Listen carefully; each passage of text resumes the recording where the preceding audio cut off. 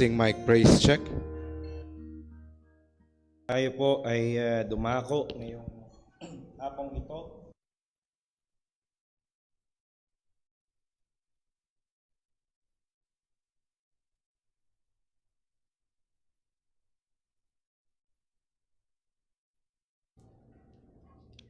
Hello, check.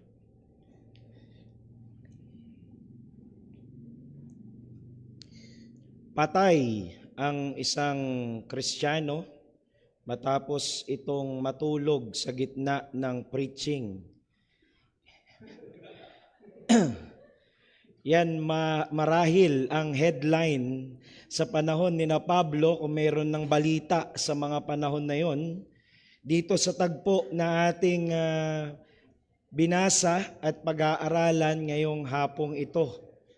Well, of course, hindi ko nais na ma-highlight at ma-focus tayo doon sa natulog at pinatay ng Panginoon, kundi makita natin kung paano tayo magpapalakasan bilang isang iglesia dito sa mga talata na ating pag-aaralan. Pag-aaralan natin ngayong hapong ito, encouraging one another. Encouraging one another. At ang magiging buod ng ating pag-aaral ay ito, ang pakikipagkaisa natin sa ibang mga mananampalataya at ang ating sama-samang pagsamba ay magdudulot sa atin ng kaaliwan at kalakasan ng ating pananampalataya. Tayo muna ay sumaglit na manalangin at humingi ng paggabay sa ating Panginoon. O Diyos naming dakila, aming Ama na makapangyarihan sa lahat, Panginoon, kami po'y lubos na nagpupuri at sumasamba sa iyo, Panginoon, dahil alam po namin na ang iyong mga biyaya ang siyang dahilan kung bakit po kami magkakasama ngayon, nagtitipon at sumasamba sa iyo, Diyos. Salamat po, Panginoon, sa iyo, sa iyong dakilang biyaya na ipinakita mo ang iyong pag-ibig po, Panginoon, sa amin doon sa krus. Si Kristo'y namatay at muling nabuhay para sa aming mga kasalanan. Hayaan mo kami, O Diyos, na mag-aral ngayong hapong ito ng iyong mga salita. Nawa, tulungan mo kami na habang kami nag-aaral, tunay nga na kami makapagbigay ng kalwalatian sa iyo at sumamba sa iyo, Panginoon, sa aming pag-aaral ng iyong mga salita. At nawa, gamitin mo ang iyong mga salita sa lalo pa naming ikababanal at makita namin, Panginoon, ang iyong mga salita na kailangan namin upang sa lalo pang ikalalakas ng aming pananampalataya sa iyo, O Diyos. At nawa, gabayan mo kami, kumilos nawa, Panginoon, ng banal na Espiritu sa aming mga puso, sa aming mga tainga ng mga nakikinig. At kung meron man sa kalagitnaan namin, Panginoon, ang wala pa kay Kristo, nawa ay maintindihan niya ang Ebanghelyo. At nawa, Panginoon, makita niya ang kanyang kakulangan at ang kanyang pangangailangan kay Kristo. Ikaw nawa maluwalhati. Ito po ang aming samot dalangin sa matamis at mapangyarihang pangalan ng aming Panginoong Jesucristo. Amen at amen.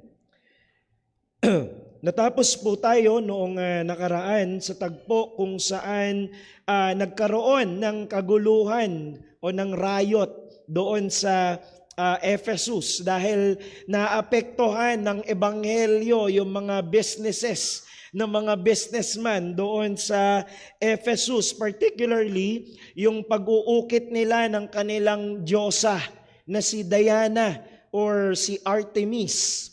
At itong kaguluhan na ito ay nag-spark ng persecution or ng pag-uusig sa mga mananampalataya doon sa Ephesus. Hinanap nila si Apostol Pablo. Maaaring hinalugog nila yung lugar doon sa Ephesus kung saan naroroon yung mga mananampalataya pero hindi nila siya natagpuan. Kaya ang ginawa nila ay kinaladkad na lamang nila si Gaius at maging si Aristarchus patungo doon sa tanghalan. Pero kung maalala natin, nakita natin dito yung pagkilos ng Panginoon sa tagpo na yun. Na bagamat pinigilan ng mga mananampalataya si Pablo, huwag ka nang tumuloy doon. Kasi gusto sana ni Pablo sumunod siya doon sa may tanghalan eh. Dahil siyempre yung mga kapwa niya mananampalataya, alam niya ang pwedeng gawin ng isang mob ng isang malaking grupo ng tao na mga hindi mananampalataya sa mga mananampalataya by experience. Alam niya yun. Kaya nais niya sana na magtungo doon at tulungan. Pero pinigilan siya ng mga mananampalataya, even some Roman officials. Yung mga tinatawag nating mga A-sharks ay pinigilan din siya. Ngunit ginamit ng Diyos maging ang isang hindi mananampalataya, isang town clerk, para ilayo ang mga mananampalataya sa nagbabadyang masamang pangyayari. Dahil dyan ay nakita natin na naroon ang kamay ng Diyos na siyang nag-iingat sa kanyang mga mananampalataya. At tulad ng palagi nating nakikita sa pag-aaral natin sa Book of Acts, walang anumang persecution, walang anumang uri ng pag-uusig ang nagawa ng dyablo laban sa iglesia, ang nakapagpahinto sa iglesia at nagawang wakasan ang paglaganap ng ebanghelyo. Dahil yon ang paradox ng persecution. Ang purpose ng dyablo kung bakit nito inuusig ang iglesia ay para pigilan yung pagsulong ng ebanghelyo, yung pagsulong ng iglesia. Ngunit hindi ganun ang layunin ng Diyos. Kung bakit niya hinahayaan na dumaan ng iglesia sa mga pag-uusig o persecution. God, the Lord, allowed the church to go through many persecutions to advance the kingdom of God, to spread the gospel, and to exalt the name of Christ. And so, after nitong malaking kaguluhan na ito na nangyari sa Ephesus, sa Acts chapter 19, itinuloy na ni Pablo yung kanyang itinerary. Na yung balak niya na magpunta doon sa Jerusalem, pero dadaan muna siya doon sa Macedonia and even sa Achaia para kunin yung mga nakolekta na ng mga financial support ng mga Gentile churches para sa church in Jerusalem. Una nating titignan dito is encouraging one another in Christian fellowship. Encouraging one another in Christian fellowship. Puntahan natin yung ating mga talata, verses 1 and 2 ng Acts chapter 20. After the uproar ceased, Paul sent for the disciples, and after encouraging them, he said farewell and departed for Macedonia. When he had gone through those regions and had given them much encouragement, he came to Greece. So una sa lahat, nais ko pong makita natin na it is both a privilege and a responsibility ng mga mananampalataya na makapang-encourage ng mga kapatid natin kay Kristo. Ang pakikipagkaisa o yung pakikipag-fellowship natin sa ibang mga mananampalataya ay pribilehiyo natin at responsibilidad nating mga mananampalataya. Yan ang sabi ng Hebrews chapter 3 verses 12 to 13. Sabi rito ng sumulat ng Hebrews, take care, brothers, lest there be in any of you an evil, unbelieving heart, leading you to fall away from the living God. But exhort one another every day. Magpalakasan kayo sa isa't isa, araw-araw, as long as it is called today, that none of you may be hardened by the deceitfulness of sin. May kita natin dyan na sino man sa atin, mga kapatid, ay pwedeng madaya ng dyablo. Sino man sa atin ay pwedeng mahulog sa kasalanan. Hindi natin sinasabing pwedeng kang mawala ng kaligtasan, pero sino man sa atin ay maaaring mahulog sa kasalanan. Sino man sa atin ay maaaring manghina at bumagsak ang pananampalataya. Dahil mga kapatid, totoo po ang spiritual war. At lahat tayo ay nakikipagdigma sa kasalanan. Kaya nga, habang, ang sabi doon, while it is called today, habang meron pang pagkakataon, Huwag nating sayangin ang bawat pagkakataon na meron tayo upang palakasin ang ating mga kapatid sa pananampalataya. Kumbaga, lahat tayo ay naroon sa battlefield. At dapat palaging nasa isip natin yung mga kapwa nating mananampalatayang mga mananampalatayang sundalo rin na nakikipagbaka sa kasalanan. At napakalaking bagay para sa isang nanghihinang Kristiyano, yung merong mga kapatiran na nagpapalakas sa kanya. At ito yung halimbawa na ipinakita or ipapakita rito ni Apostol Pablo. Excuse me.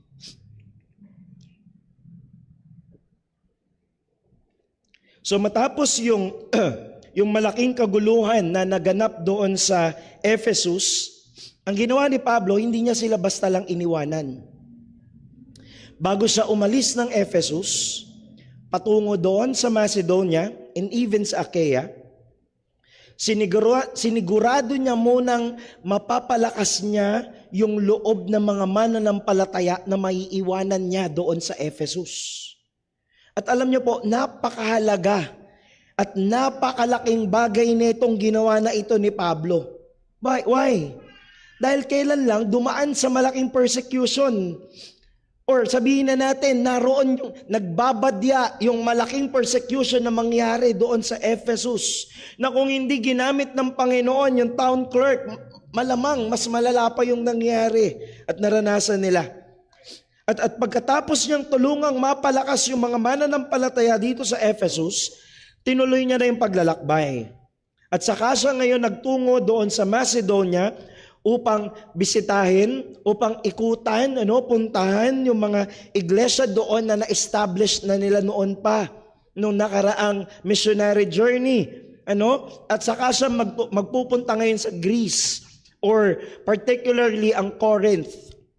Dahil yung Greece ay nasa province yan at under niya ang Corinth.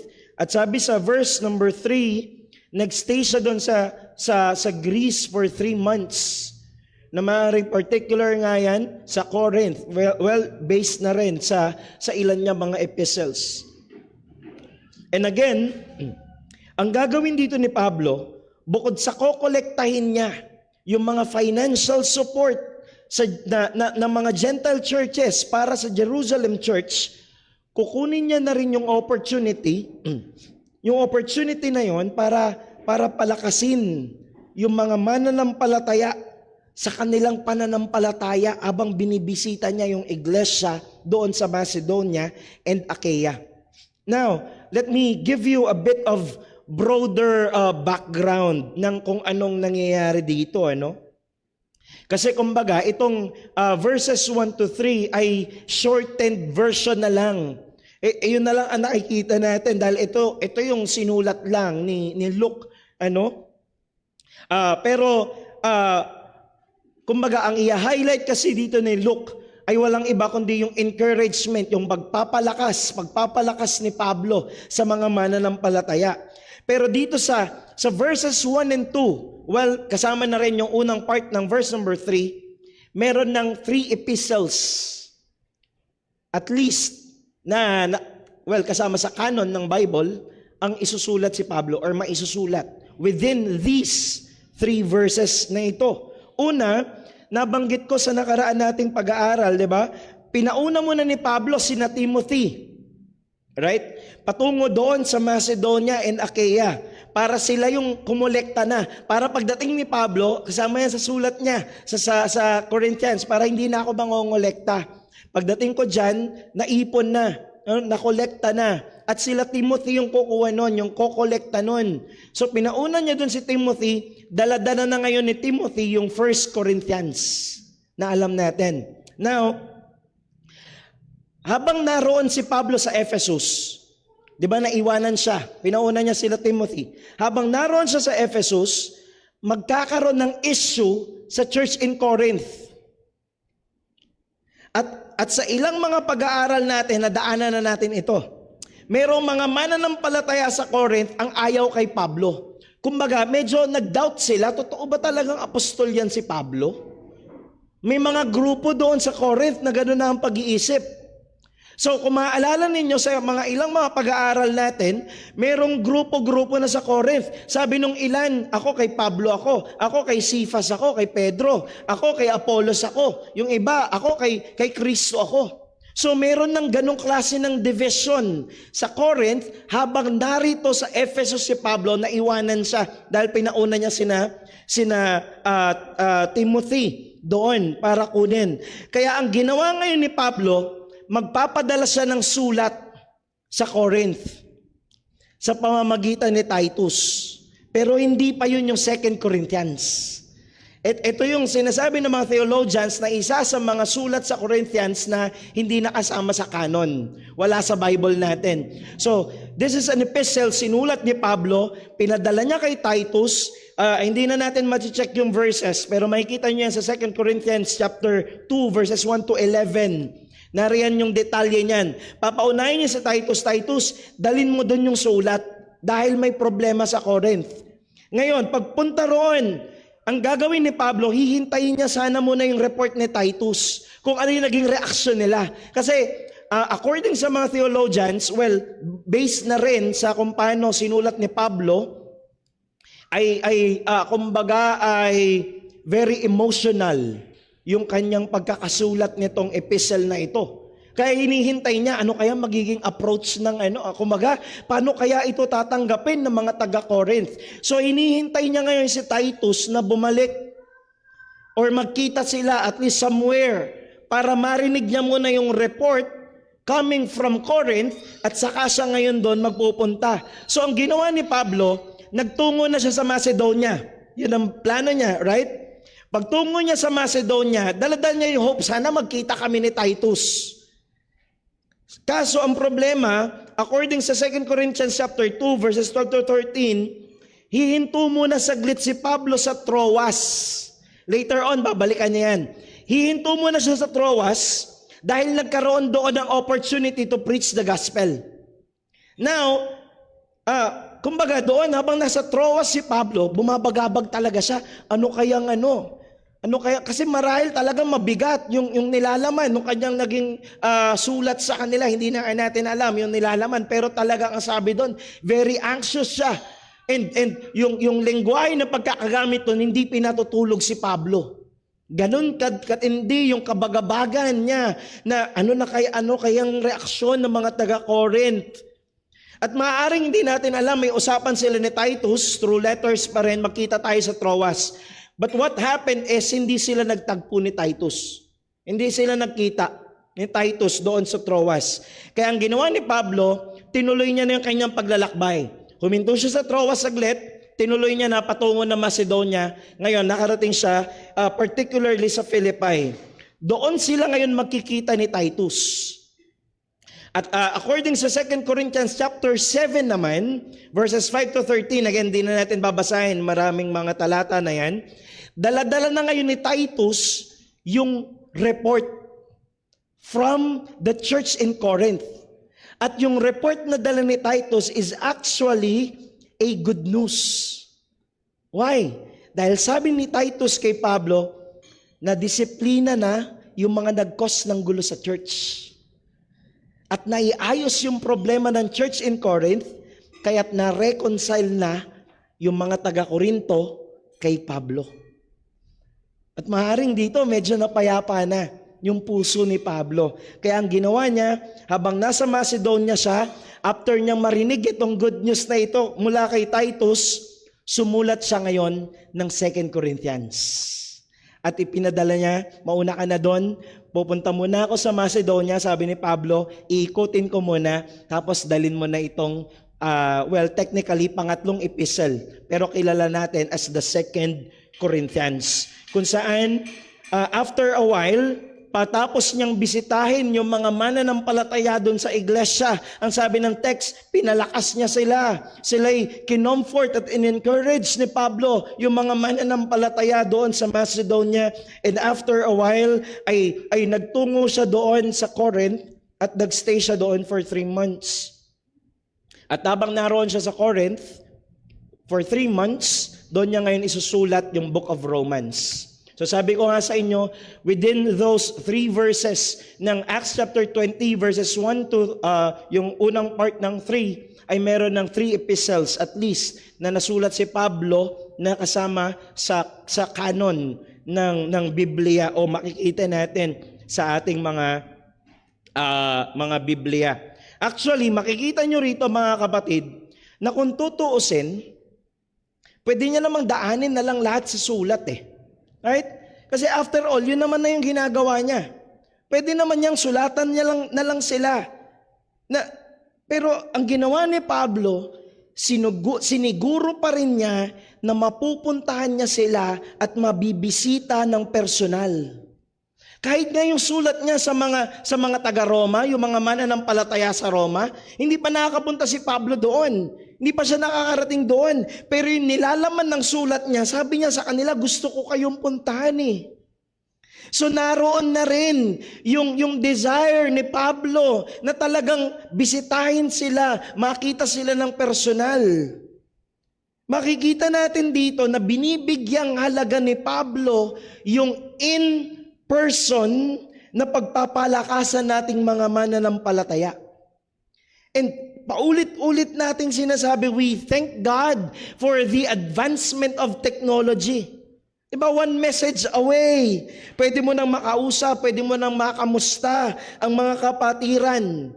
Pero iba pa rin yung halaga ng pisikal na pagsasama o pagkikita-kita ng mga mananampalataya, yung Christian fellowship. Hindi natin kasi yun magagawa sa group chat, sa online, sa Zoom, hindi natin magagawa yun. We thank the Lord for the technology. Pero yung Christian fellowship, yung totoong Christian fellowship, para maipakita mo talaga yung iyong concern, para mapalakas mo talaga yung mga kapatid mo sa pananampalataya, nagagawa yon in person. Pwede nating samantalahin sa ilang mga pagkakataon ang technology. But still, iba yung halaga nun. Kapag pinuntahan mo, pag pinuntahan ka, pag binisita. At mga kapatid, nais ko pong paalalahanan tayo na hindi lamang po ito trabaho ng ating pastor, ang pagbibisita. Baka naisip natin, trabaho lang yan ng pastor. Yung pangangamusta sa mga kapatid sa pananampalataya, iwanan nyo na yan kina Brother Paul. Yung pagpapalakas, yung pakikisama sa mga mananampalataya ng iglesia, hindi yan trabaho lamang po ng pastor. Ito'y trabaho, ito'y pribilehiyo at responsibilidad ng bawat isang mananampalataya sa loob ng lokal na iglesia. Dahil kung hindi natin ito ginagawa, lalo kung sinasadya natin na iwasan ng ibang mga kapatid, ito'y nagpapakita ng ating kawalan ng tunay na pag-ibig sa isa't isa. Pangalawang tignan natin, encouraging one another through carrying one another's burden. Ipagpapatuloy ni Pablo yung kanyang paglalakbay. This time, nakaikot na siya sa Macedonia and Achaia, doon sa Corinth. Kaya ang next destination niya na, according sa kanyang itinerary, ay saan? Jerusalem, right? So dala-dala niya na ngayon yung financial support ng mga Gentile churches para sa Jerusalem church. Ang sabi ng verses 3 to 5, sabi rito, there he spent 3 months. And when a plot was made against him by the Jews as he was about to set sail for Syria, he decided to return through Macedonia. Sopater the Berean, son of Pyrrhus, accompanied him, and of the Thessalonians, Aristarchus and Secundus, and Gaius of Derbe, and Timothy, and the Asians, Tychicus and Trophimus. These went on ahead and were waiting for us at Troas. But we sailed away from Philippi after the days of unleavened bread, and at 5 days we came to them at Troas, where we stayed for 7 days. Maalala nyo, nabanggit dyan muli yung Troas, na kailan lang huminto saglit si Pablo doon bago siya magtungo sa Macedonia. Now, tingnan natin. Ito sana ang mangyayari. Sasakay na sana si Pablo ng barko doon sa Corinth. Well, hindi na banggit doon kung saan particularly sa Corinth, pero during this time, yung Cenchrea lamang ang merong port. So, higit sa malamang, doon yun. Ngayon, sasakay na sana si Pablo ng barko. Kaso, yung barko sana na yon, diretso na patungo ng Syria yun na malapit na sa Jerusalem. Kaso, ang sabi sa verse number 3, nabalitaan ni Pablo na yung mga kapwa niyang Hudyo na makakasakay niya doon sa barko ay mayroong binabalak na masama laban sa kanya. Maaring ang balak sa kanya sana, habang nasa gitna na sila ng dagat, nasa gitna na sila ng laot, doon nila tatambangan, kumbaga. Doon nila pagkakaisahan si Pablo, wala na siyang mapupuntahan doon. Diba? Nasa gitna na siya ng barko, nasa gitna sila ng dagat. So, ang balak nila ganun. So, bakit ang laman ng barko ay puro mga Hudyo? Why? Bakit napakaraming Hudyo ang sakay ng barko na yon? Bakit? Dahil paparating na ang Passover. Or yung sinabi dun sa verse number 6 na days or feast of unleavened bread. Kaya maraming mga Hudyo sa panahon na to ang naglalakbay sila papunta ng Jerusalem. Dahil Passover. Dahil every feast ng mga Hudyo, lalo ang Passover, isa yan sa pinakamahalaga nilang mga feast na sineselebrate taon-taon, talagang umuwi sila, bumabalik sila ng Jerusalem. So this time, makita natin, maaring may mga ilang hintil, pero maraming mga Hudyo ang sakay ng barko na yon. At nakita ni Pablo, hindi maganda na sumakay ako dyan ngayon. Dahil pagkakaisa na ko niyang mga Hudyo. Kaya nga, ang ginawa na lang ni Pablo, dahil nga sana maaring ang plano din sana ni Pablo ay magtungo doon sa Jerusalem, maabutan niya pa yung Passover. Dahil yun ang yun ang purpose ng barko na yun na makaabot yung mga Hudyo, kaya nga diretso yun na biyahe. Na maabutan niya yung Passover. Why? Dahil lalo kay Pablo bilang isa ng mananampalataya, isang Kristiyano, napakahalaga na para sa kanya ng ibig sabihin ng Passover. Hindi na lang ito basta isang tipikal na pista. Dahil ito'y nagpapakita ng ultimate sacrifice ni Christ doon sa krus bilang ating Passover lamb. Na siyang nagbigay ng kaligtasan sa mga mananampalataya. Kaya yun sana yung plano ni Pablo, yung makarating agad siya ng Jerusalem, makapagdaos ng Passover. Pero makita natin, hindi siya pinayagan ng Panginoon. At nung malaman nila na may binabalak na masama yung mga Hudyo sa kanya, habang nakasakay sila sa barko or papasakay sila ng barko, gagawan siya ng masama habang nandun sa gitna, ay nagbago na lang sila ng ruta. Ang ginawa nila Pablo, bumalik sila ng Macedonia, mula doon sa Achaia, sa Corinth, umakyat sila pabalik ng Macedonia, at doon sila magpupunta sa Philippi, at tatawid sila ng dagat. Maikling biyahe lang yun, pero magiging 5 days. Maaring kalaban kasi yung hangin. 5 days, tatawid sila patungo sa Troas. At maglalakbay na lang sila by land patungo ng Jerusalem. Ngayon, kung mapapansin nyo dun sa mga verses na binasa natin, ang daming nabanggit na pangalan, Ang daming nabanggit, sina Sopater, Aristarchus and Secundus, Gaius, Timothy, Tychicus and Trophimus. Hindi nabanggit dito ni Luke, pero kasama na rin niya si Titus. At kung mapapansin nyo, nandyan na naman uli yung pronoun na we and us. Ibig sabihin, ay kasama na rin muli rito maging si Luke. Anong role nitong mga to? Bakit kailangan banggitin yung kanilang mga pangalan? Bakit ang daming kasama ni Pablo ngayon? Madalas dala-dalawa lang. Marami na yung 3. Pero ito ang dami. Why? Dahil itong mga to ay mga representative ng Gentile churches para pagdating nila sa Jerusalem, sila mismo yung magbibigay ng tulong sa mga mananampalataya doon.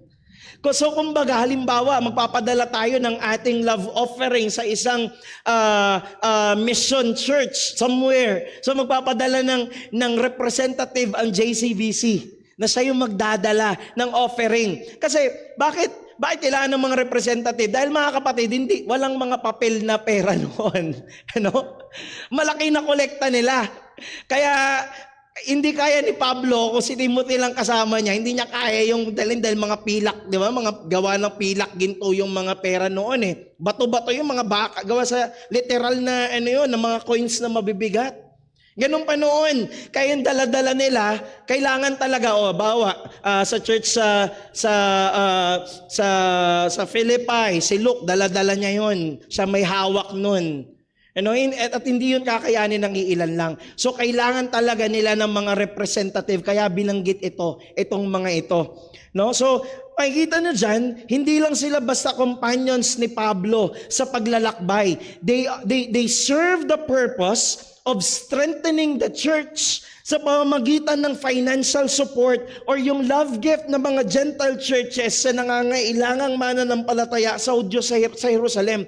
Dahil maraming mahirap sa Jerusalem eh. So itong mga to, hindi lang sila basta tagapagdala. Pagdating nila doon, they represent the Gentile churches, yung pag-ibig ng Gentile churches. Na pag nakita nila to, sina Timothy, sina Titus, sina Luke, sina Trophimus at yung iba pa, makikita nila yung pag-ibig ng Gentile churches. Makikita nila na tinutulungan sila ng mga mananampalatayang hentil na dalin yung mga dalahin nila ng mga mananampalataya doon sa Jerusalem. So hindi lang nila basta nire-represent ng iglesia, nire-represent nila ang pag-ibig ng mga mananampalataya sa isa't isa. Payamanin tayo ng Panginoon. Hindi para sa luho natin, kundi upang makatulong tayo sa mga lubos na nangangailangang kapatid natin kay Kristo. We can encourage each other by bearing one another's burden. At kung meron tayong mga kapatirang nangangailangan at meron tayong kakayahan, buksan nawa ng Panginoon ang ating mga puso, maging ang ating mga kamay sa paggawa ng mabuti at pagtulong sa ating mga kapatiran. Pangatlong bagay na makikita natin dito is encouraging one another through the corporate worship. Through the corporate worship. Now, titignan natin kung paano natin mapapalakas ang isa't isa. Kahit pa mayroong natutulog sa worship service. Dahil yan yung magiging tagpo dito. Ang sabi niyan sa verse number 7 and 8 ng Acts chapter 20. On the first day of the week, kanina sa Sunday school natin na dinaanan itong talata na ito, on the first day of the week, when we were gathered together to break bread, Paul talked with them, intending to depart on the next day, and he prolonged his speech until midnight. There were many lamps in the upper room where we were gathered. So pagdating ni Pablo doon sa Troas, nagstay sila doon for 7 days. For 7 days. Kasama niya yung mga representative from the Gentile churches hanggang sa inabot sila ng first day of the week. Hindi natin alam kung pang ilang araw yon dun sa 7 days. Basta within ng 7 days, inabot sila ng first day of the week. Kaya ang ginawa nila ay nagdaos sila ng isang worship service. At dito sa talata na yan, dito natin makikita yung kauna-unahan, or we can say the earliest recorded Christian worship service that we have. Well, hindi ko sinasabi na walang worship service, bago yan, pero ibig ko sabihin yan ang na-record. Yan ang recorded base sa ating salita ng Diyos na Christian worship service. At makikita natin dito na itong pagsamba na gagawin nila ay hindi lamang makaluluwalhati sa pangalan ng Panginoon, kundi sabi ni Luke sa last phrase ng verse number 12, and were not a little comforted. Or it simply means that they were greatly comforted and that we are great, or they were greatly encouraged.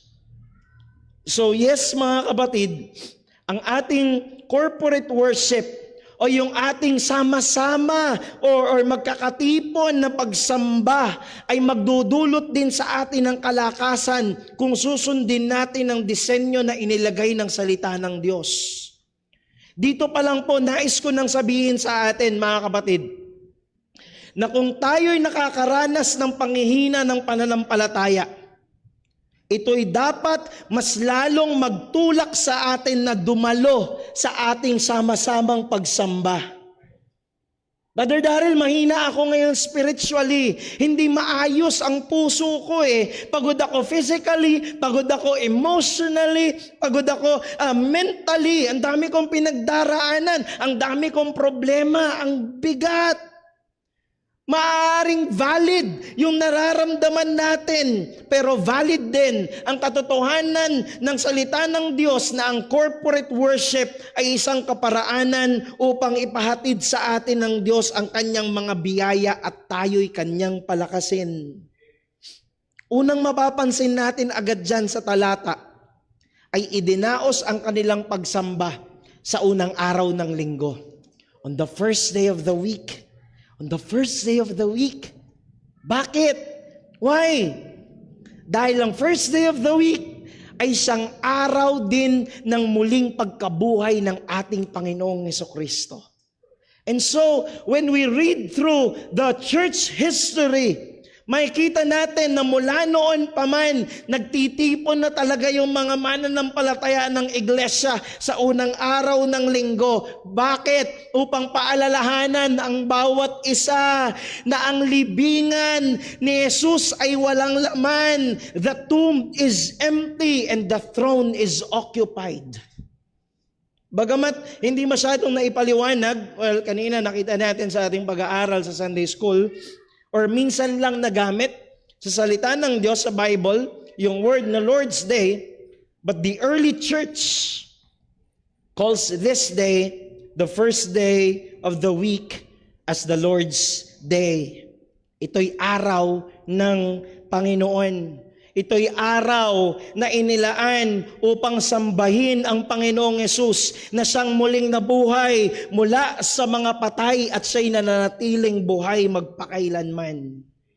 On the first day of the week, sabi pa John sa verse number 7, on the first day of the week, when we were gathered together. Another feature of this worship is the gathering together. Corporate worship is a worship gathered together. Excuse me.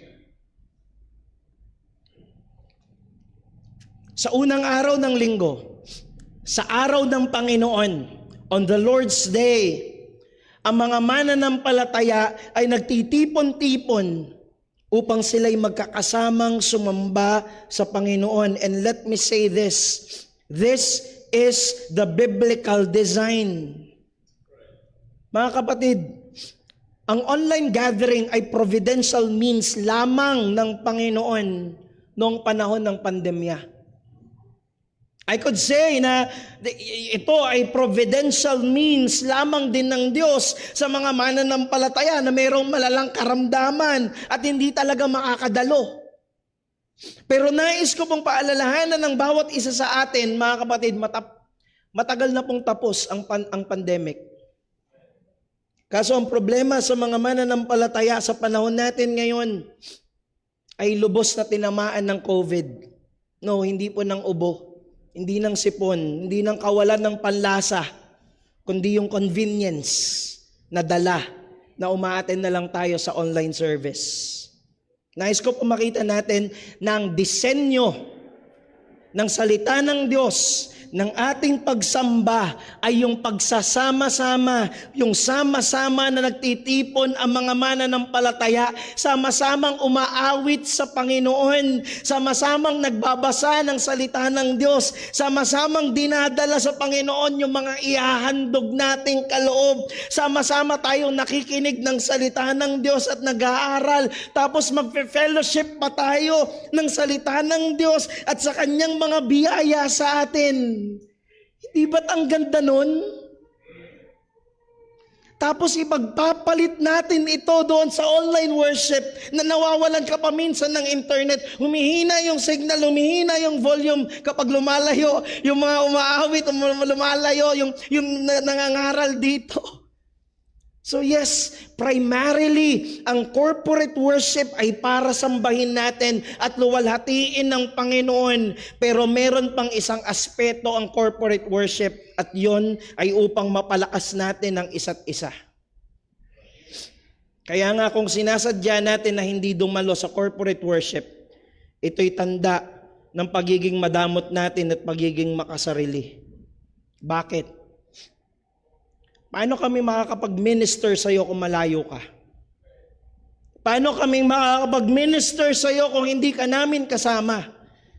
Paano kami makakapag-minister sa iyo kung wala ka rito? And at the same time, paano ka makakapag-minister sa ibang mga mananampalataya kung wala ka sa pagtitipon? You see, kapag pinababayaan natin ng corporate worship, pinagkakaitan natin ng pagkakataon ang iba na ma-exercise ang kanilang gift at makapag-minister sila sa atin. At sa kabilang banda, pinagkakaitan din natin ng pagkakataon ng ibang mga kapatid natin sa Panginoon na mapalakas natin sila. Una, sa ating presensya. Pangalawa, sa ating spiritual gift na ang primary purpose is to exhort one another. Sabi ng verse number 7, isa pang aspeto rito ng worship. On the first day of the week, the Lord's Day, when we were gathered together to break bread. Isa pang elemento ng worship na ginanap sa earliest recorded worship service ay walang iba kundi ang Lord's Day. Actually, dito natin mas lalong makikita yung sense ng physical gathering. Dahil literal na breaking of bread ang pinaka-idea talaga nito. Pinaghahati-hatian, pinuputol-putol ng mga mananampalataya noon. Yung tinapay dati, malaki yun. Hindi katulad ng mga tinapay natin na maliliit na lang sa panahon ngayon. Ano? Dati malalaki yun. Tapos puputol-putulin yun. At saka yun iikot sa kanila at pagsasalu-saluhan ng mga mananampalataya doon. Ganon din yung katas ng uba sa isang malaking saro yun. Tapos maghahati-hatian yun sa kanila. So, makita natin, nagmumula ito doon sa katotohanan na meron lamang isang katawan at isang dugo na nagdusa at nagsakripisyo para sa ating katubusan. Kaya kung hindi tayo physically present sa ating pagtitipon, we cannot partake. Paano tayo magpapartake? At kung tayo ay tunay na mananampalataya, hindi tayo nakadalo sa pagsamba, na-miss natin ang worship, hindi tayo nakapag-partake ng Lord's Supper, ang dapat nating maramdaman ay hindi, okay lang. Okay lang. No. Ang dapat nating maramdaman ay yung panghihinayang na sayang. Hindi ako nakadalo. Sayang. Dapat kasalo ako dun eh. Huwag nating isipin na kapag hindi tayo nakapag-partake ng Lord's Supper ay para ka lang sinendan ng mga kaibigan mo ng selfie nila na kumain sila sa isang fast food, sa isang restaurant. Tapos para okay lang, makakabili naman ako niyan eh. Meron naman dyan sa malapit eh. Na parang ganun lang. Pero hindi ganun ang idea rito mga kapatid. Yung paikisalo natin sa Lord's Supper, una sa lahat ay isang privilege. Ito'y isang napakagandang pribilehiyo na hindi lahat ng tao ay nabigyan. Para itong isang engranding wedding feast ng isang makapangyarihang hari. It's a king's banquet kung saan ang mga naiimbitahan lang ay ilang mahalagang tao. Royal family, royal officials, royal guests. At ang Lord's Supper ay para tayong inimbitahan ng makapangyarihang hari ng mga hari sa kanyang king's banquet. At ang mga imbitado lamang ay yung mga taong sumasampalataya kay Kristo at yung mga taong naghayag ng kanilang pagkakakilanlan kay Kristo sa pamamagitan ng bautismo. Hindi lahat ay imbitado. Pero nabigyan lamang ng iilan, ang iilan ng ganitong klaseng pribilehiyo. Let me ask you, Kung ganun nating naiintindihan ng Lord's Supper, sasayangin mo ba yon ng ganun na lang? Hindi mo ba pagsusumikapan na dapat nandun ako? Ano pa? The Lord's Supper is a picture of the gospel. Yung tinapay at yung katas ng ubas ay nagsisilbing imahe ng ebanghelyo ni Kristo. Hindi ko sinasabing nandoon literally ang physical na katawan ng Panginoon. At sa tuwing magpapartake tayo ng Lord's Supper, pinapaalalahanan tayo na ang katawan ni Kristo na nabayubay doon sa krus at ang kanyang dugo na tumigis para sa ating mga kasalanan. Pinapaalalahanan tayo na kaya tayo imbitado sa pagsasalo ay dahil merong namatay at nagbayad para sa ating mga kasalanan. Huwag mong isiping isa kang royal family kaya ka invited doon sa King's Banquet. No.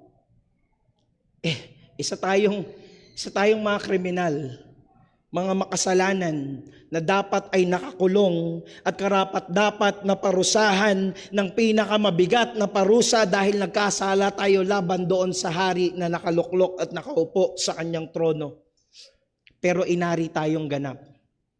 Itinuring tayong matuwid. Itinuring tayong walang sala. Pinalaya tayo sa ating mga kasalanan dahil si Kristo ay namatay, nagbayad at siya ang naparusahan para sa ating mga kasalanan. Tuwing magpapartake tayo ng Lord's Supper, abang hawak-hawak natin sa ating mga kamay, yung tinapay, at yung saro na may lamang katas ng ubas, hawak-hawak mo ang ebanghelyo. At hawak-hawak mo ang mga elemento na siyang imahe ng dakilang biyaya ni Kristo sa ating mga mananampalataya. At yung pagpapartake sa Lord's Supper ay hindi lamang basta pagsasalo-salo natin ng tinapay at katas ng ubas. It proclaims the gospel. Ipinapahayag nito ang ebanghelyo. Yung mga sermon, yung mga preachings during worship, they preach to the ear. But the Lord's Supper preaches to the eye. Sa mga pangangaral, naririnig natin ang ebanghelyo. Pero sa Lord's Supper, nakikita natin ang ebanghelyo na aamoy, nalalasahan. Kaya nga hindi natin pinapaalis yung mga hindi mananampalataya during our Lord's Supper. Hindi natin sinasabing lumabas muna kayo. Yung mga wala pa kay Kristo, maging yung mga hindi pa sumusunod sa tubig ng bautismo. Why? Dahil gusto nating hindi lang nila marinig ang ebanghelyo sa pamamagitan ng pangangaral, gusto rin nating makita nila ang imahe ng ebanghelyo sa kanilang mga mata. Habang iniikot natin yung lalagyanan para bigyan ng kanilang mga bahagi ng tinapay at katas ng ubas yung mga mananampalataya, hinahayaan natin ang mga wala pa kay Kristo na makita nila ito ang ebanghelyo. Namatay si Kristo para sa ating mga kasalanan. Habang iniikot yung tinapay at ang katas ng ubas, tapos nilagpasan sila, hindi sila nabigyan, hinahayaan natin silang maramdaman. Bakit hindi ako pwedeng makisalo? Bakit sila lang? Mga kapatid, maging yung mga anak natin, ipakita nyo sa kanila yung imahe ng ebanghelyo. Hayaan nyo silang ma-curious. Bakit hindi sila pwedeng mag-partake? Bakit si mami lang? Bakit si daddy lang? Dahil yung mga pinahihintulutan lamang na makisalo at makibahagi sa tinapay at katas ng ubas ay yung mga nabiyayaan, kinahabagan at pinatawad sa kasalanan sa pamamagitan ni Kristo. Katulad ng mga wala pa kay Kristo, kapwa tayo mga makasalanan na hindi karapat-dapat na makibahagi doon. Pero nabigyan tayo ng biyaya na makisalo at makibahagi dahil kay Kristo. And last, the Lord's Supper presents the unity of the church. Ipinapakita ng Lord's Supper yung pagkakaisa ng mga mananampalataya sa loob ng iglesia. Muli, lahat tayo rito ay mga makasalanan. Pero pinagkaisa tayong lahat kay Kristo. Kaya't hindi pinag-uusapan dito yung lahi natin. Hindi yung kulay ng balat. Kung Tagalog ka ba, o Bisaya ka, mayaman ka o mahirap, hindi mauunang kumain yung mga mayayaman. Yung mga naka-iPhone, sige, kayo na muna po ang mauna. Yung mga maitim, doon kayo sa likod, huli kayo. Hindi ganun. Ang lahat ng nakay Kristo ay bibigyan ng bahagi at sabay-sabay nating kakainin ang tinapay at iinumin ang katas ng ubas. Dahil ang nagmamatter dito ay hindi yung yaman, hindi yung lahi, hindi yung kulay o kung ano man. What matters here is the blood of Christ that reconciled us to God and reconciled us to one another. Yung dugo ni Kristo na ipinagkasundo tayo sa Diyos na banal at ipinagkasundo tayo sa isa't isa. Sabi doon sa verse natin, on the first day of the week, when we were gathered together to break bread, Paul talked with them, intending to depart on the next day, and he prolonged his speech until midnight. Isa pang mahalagang aspeto ng worship na ginawa rito ni Pablo ay walang iba kundi ang pangangaral ng salita ng Diyos. Now, ang mangyayari dito ay mangangaral si Pablo hanggang hating gabi. Aalis na dapat sa kinabukasan, linggo ito, so Lunes, kinabukasan, aalis na sana siya, pero nagstay siya until midnight para mangaral at magturo ng salita ng Diyos sa kanila. Una, yung nangyari nung buong gabi na yon hanggang sa hating gabi ay hindi puro formal preaching lang. Hindi ito until midnight ay nagpipreach lang si Pablo na nagpipreach. Well, maaaring yung unang bahagi doon, nandun yung formal preaching. Pero sabi doon sa talata na binasa natin, Paul talked with them. So maaaring pagkatapos ng unang bahagi, yung formal preaching ay nagkaroon na sila ng discussion about certain topics. Kumbaga, parang katulad ng ginagawa po natin during Sunday School, right? Magtuturo rito si Brother Paul at pagkatapos ng lesson ay magkakaroon ng question and answer. So magkakaroon ng talking with the believers. So ganito na nangyari dito. Kaya ang nangyari, napahaba yung oras ng pangangaral dahil nagkaroon sila ng discussion, nagkaroon ng talakayan at maaaring yung merong mga tanong dito na kailangan ni Pablong talagang i-explain pa muna ng mahaba o di kaya bigyan sila ng konteksto para maintindihan nila. Kaya ang haba na naging oras. At ang isa pang dahilan niyan ay iniisip ni Pablo na maaaring ito na yung huli nilang pagkikita. Maaaring hindi na sila makabalik ulit at makasama pa niya muli itong mga taga-Troas. Actually, later on sa next chapter, makikita nyo, may mga taong pipigilan si Pablo, Pablo, wag ka nang tumuloy sa Jerusalem. Kasi meron pang isang propeta na nagsabi na huhulihin si Pablo sa Jerusalem. Verse number 11, and when Paul had gone up and had broken bread and eaten, he conversed with them a long while until daybreak and so departed. So dahil nga ang haba ng preaching, ang haba na ng mga discussion, tapos hating gabi na, kaya dito mangyayari yung makakatulog sa gitna ng preaching. Malalaglag siya mula sa third floor at mamamatay. Basahin ko lang na mabilis. On the first day of the week, when we were gathered together to break bread, Paul talked with them intending to depart on the next day and prolong his speech until midnight. There were many lamps in the upper room when we were gathered, and the young man named Eutychus, sitting at the window, sank into a deep sleep as Paul talked still longer. And being overcome by sleep, he fell down from the third story and was taken up dead. But Paul went down and bent over him and taking him in his arms said, "Do not be alarmed, for his life is in him." So ang setting ay naroon sila sa upper room. Again, sa panahon nila, common sa mga mayayaman, naroon sila, mayroong mga malalaking bahay. Usually ang second floor or third floor. But this time, naroon sila sa third floor na upper room.